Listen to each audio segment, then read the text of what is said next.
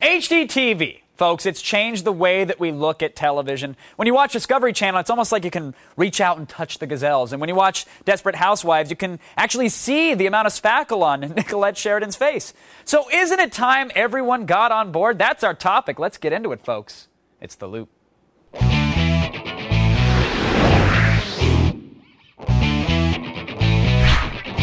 Joining us via satellite to help us make sense of all this madness from CE Pro Magazine in Boston, editorial producer Jason Unger is here. From our nation's capital, USA Today columnist Mike Snyder joins us. And from the G4 Studios tech diva and the reason we refuse to go high def, Will O'Neill.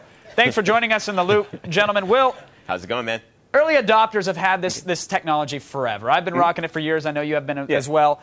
Is this the year that it's going to take off? I don't really think it's going to take off per se, because the thing is, I mean, a lot of people have HD sets and it's very cool, but the problem with it is that it's not necessarily so cool that your average person is going to run out and go pay for it. I mean, I dig it. I like sports, but like my mom isn't going to want to go and watch HGTV and HD necessarily. Well, now, Jason, in your article, you say that this thing's bigger than the advent of color television. That sounds cool enough. Why are people running out in droves to get it?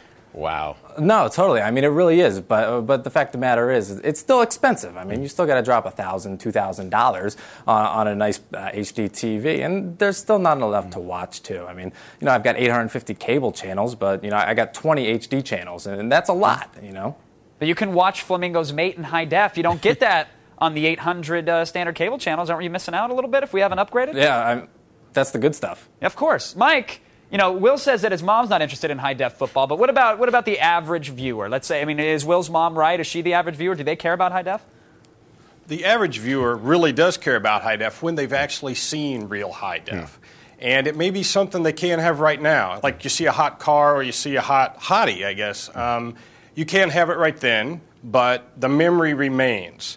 And when it becomes convenient for you to upgrade, whether your TV goes kaput or you've decided that it's time to see the Super Bowl in high def, that's when people will adopt it. It's not really going to take off. It's kind of on an upward curve. Yeah. Okay. Yeah, definitely. Now, Will, does HD change the actual content that we're viewing, or is it just simply a clearer picture? Look, it depends. I mean, when you look at an HD signal, like for instance, I watched the World Cup in HD.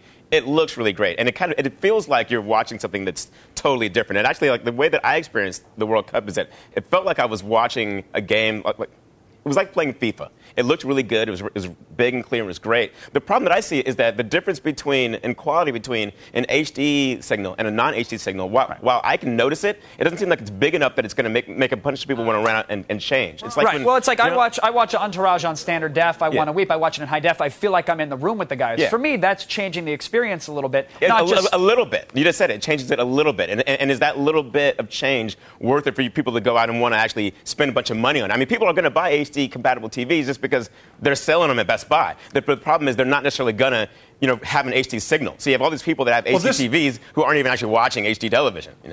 This is a perception issue, HD's of course. got the cool factor, but besides that. Mike, go ahead. You saying it's a perception issue? Yeah, this is very perceptive. I mean, it really depends on how much you watch TV. In my case, I'm not sitting around watching exotic Caribbean frogs or whales, looking at whales and stuff. That's Kevin's My stuff. favorite shows are in high def. 24, Lost, CSI. But you're also not an average every person. Sunday, you also know what you're looking for, and I think you're probably intelligent enough to even know. I think the average person does like CSI and does watch these are 24. the top shows. These are the shows that average people watch.